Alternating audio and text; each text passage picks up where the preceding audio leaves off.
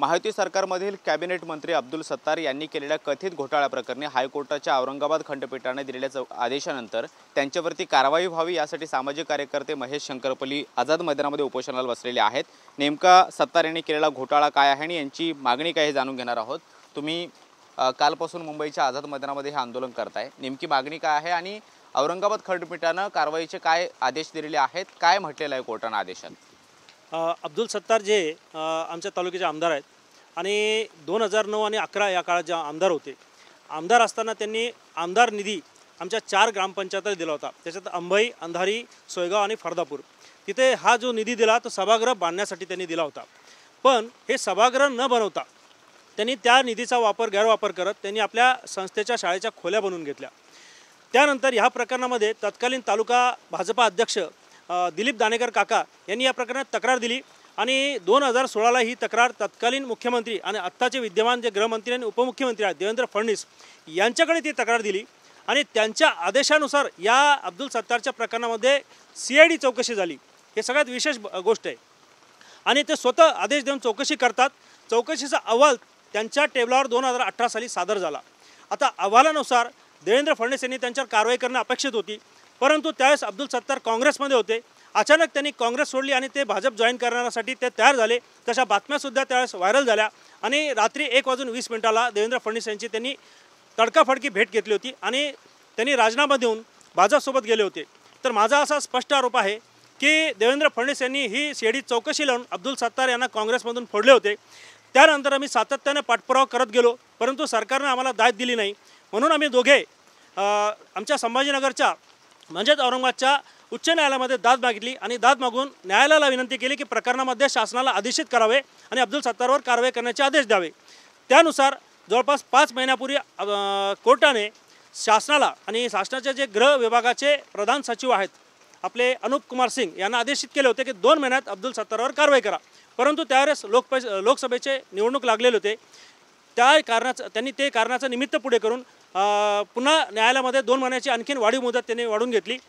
त्यानुसार 5 जुलै 2024 रोजी ही मुदत संपुष्टात आलेली आहे। CID चौकशी झाली होती, त्याचा जो काय अहवाल तयार आहे त्या अहवालामध्ये नेमकं काय म्हटलेलं आहे, कोणत्या कारवाईची शिफारस करण्यात आली आणि जे अद्याप प्रलंबित आहे असं तुमचं म्हणणं आहे? त्याच्यामध्ये स्पष्ट आमची असं मागणी आहे की अहवाल सरकारकडे म्हणजे गृह विभागाकडे सादर करण्यात आलेला आहे आणि अहवालानुसार अब्दुल सत्तार यांच्यावर कारवाई करावी। 5 जुलैची मुदत संपलेली आहे। त्या अहवालात अब्दुल सत्तार यांच्यावरती ठपका ठेवण्यात आलाय? 100% ठपका ठेवण्यात आला असेल, कारण मी जवळपास 5 वेळा RTI मध्ये माहिती मागितली, ते मला माहिती द्यायला तयार नाहीत। त्या अर्थी काही ना काही त्या फाईलमध्ये 100% आहे आणि मी बाकीची जी माहिती संकलित केली ग्रामपंचायतकडून त्यानुसार मी 100% गॅरंटीने सांगू शकतो की अब्दुल सत्तारने हा पैशाचा अपार केलेला आहे।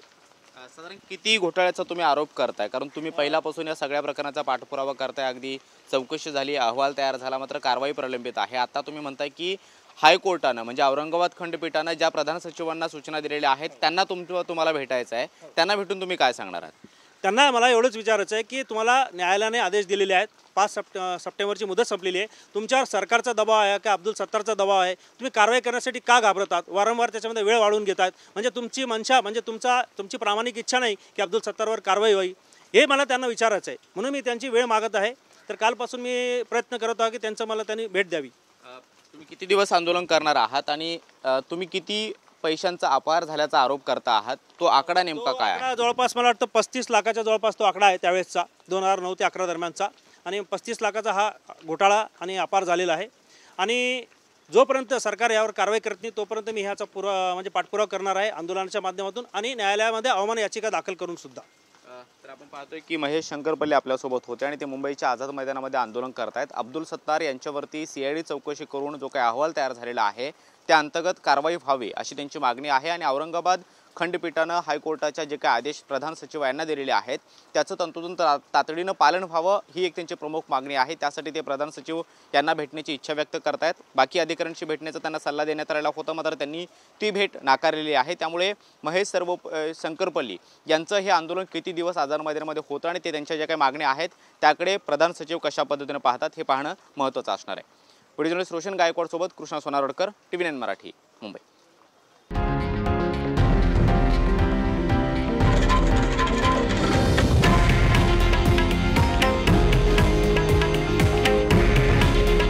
हे आहे देशातील नंबर 1 न्यूज नेटवर्क आणि आपण पाहत आहात TV9 मराठी. काळजी तुमची, हित महाराष्ट्राचं.